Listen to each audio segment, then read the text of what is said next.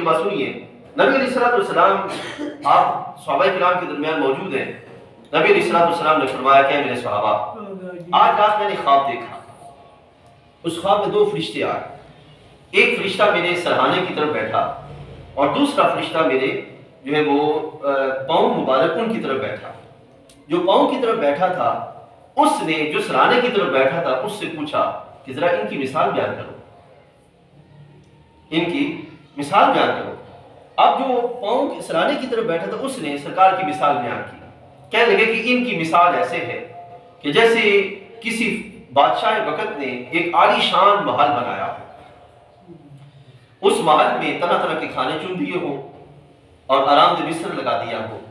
اور اس محل کے دروازے پر بادشاہ نے اپنی طرف سے ایک بلانے والا مقرر کر دیا ہو, اور بلانے والا اس محل کی طرف بلا رہا ہے. اب جو اس بلانے والے کے کلام پر یقین کر کے محل کی طرف آ جائے گا تو بادشاہ کی طرف سے اس کو وہ کھانے کے دسترخوان جو چنے گئے ہیں اس میں سے کھانا عطا کر دیا جائے گا, اس میں سے سکون عطا کر دیا جائے گا. اب نبی علیہ السلام فرماتے ہیں کہ فرشتے یہ باتیں کر رہے تھے تو سرکار دو عالم صلی اللہ علیہ وسلم نے پھر خود اپنی حیثیت بیان فرمائی کہ وہ بادشاہ جس نے محل بنایا وہ بادشاہ رب ذوالجلال ہے, اور وہ جو محل بنایا گیا وہ جنت ہے,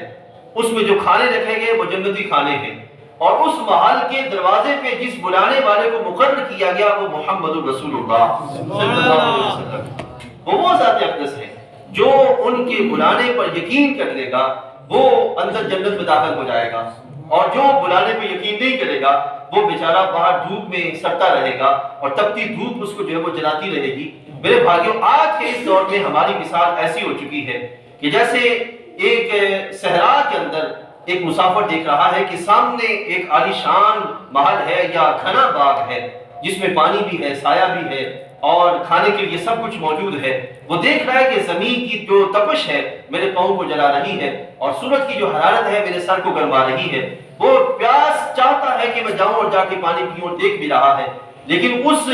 تپتے ہوئے صحرا کا وہ اتنا عادی ہو چکا ہے کہ وہ چھوڑنے کو تیار نہیں ہے, اس میں سے نکلنے کو تیار نہیں ہے. میرے بھائیوں آج ہم میں سے ہر بندہ یہ چاہتا ہے کہ ہم اسلام کی طرف آ جائیں, اسلام کی طرف آ جائیں, اسلام کی طرف آ جائیں, لیکن دنیا کے ماحول کے اتنے عادی ہو چکے ہیں کہ ہم اس ماحول کو چھوڑنے کے لیے بھی تیار نہیں ہیں. میرے بھائیوں قرآن آج اس بات کا تقاضا کر رہا ہے کہ میرے پھل پھول میرے جتنے بھی نعمتیں ہیں یہ آج بھی تمہارے لیے ہیں, لیکن شرط یہ ہے کہ تم مجھے اپنا امام بنا کر میرے پیچھے چل پڑو.